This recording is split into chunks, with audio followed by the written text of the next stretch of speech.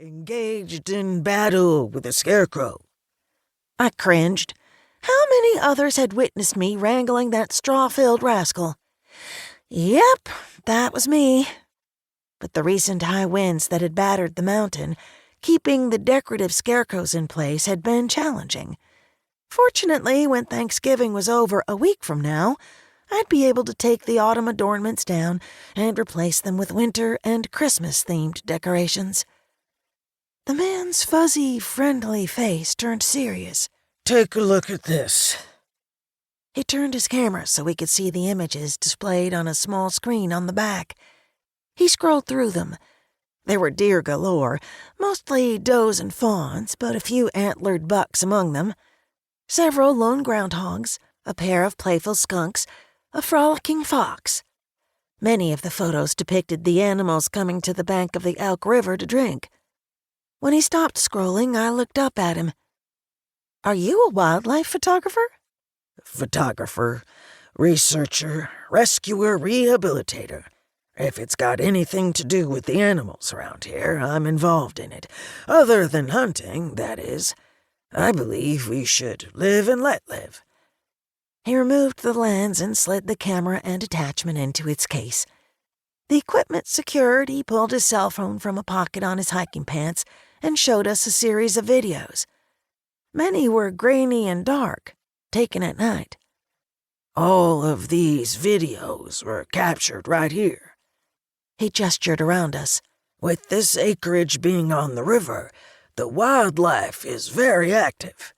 I pointed to the screen, which played footage of a black bear ambling along the riverbank in the dark, his eyes shining like flashlights. "How long did you have to wait to spot that bear?" "I didn't have to wait at all," Gus said. "My trail cam caught this footage. I've got cameras situated all around this area. There's one right there."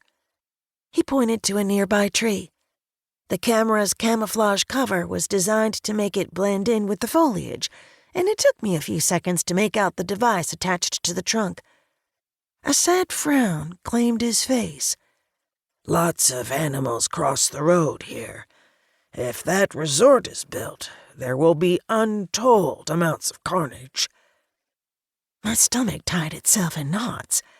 Collisions with deer were common in the mountains, and accidents involving bears happened frequently too. The incidents weren't only dangerous for the animals, they also posed risks to the vehicle's passengers. Adult bears could weigh 300 pounds or more. I made a mental note to suggest that Nigel Goodwin include wildlife warnings on his resort's website, maybe even install signs around the resort to remind guests to drive slowly, and wondered again if it was a good idea to be hosting these people at all. The rumble of a diesel engine drew our attention to the road, where a mud-splattered black pickup eased to a stop behind my Subaru Crosstrek.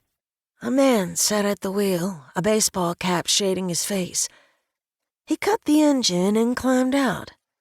Now that he was outside, I could see that his cap bore the image of a deer skull with an impressive rack of antlers, a symbol for trophy hunters.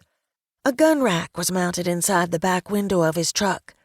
Though the rack currently held no hunting rifles, the man wore a handgun holstered at his waist. He was clean-shaven, with eyes as flinty as stone. He slammed the door behind him and strode our way, wordlessly but with purpose. He jabbed a finger in the air to indicate the sign. "Y'all involved in this bullshit?" "The proposed resort?" Gus shook his head. "No way, man. I'm hoping to stop it." Rocky's gaze met mine, flicked to the gun at the man's waist, then traveled to his face.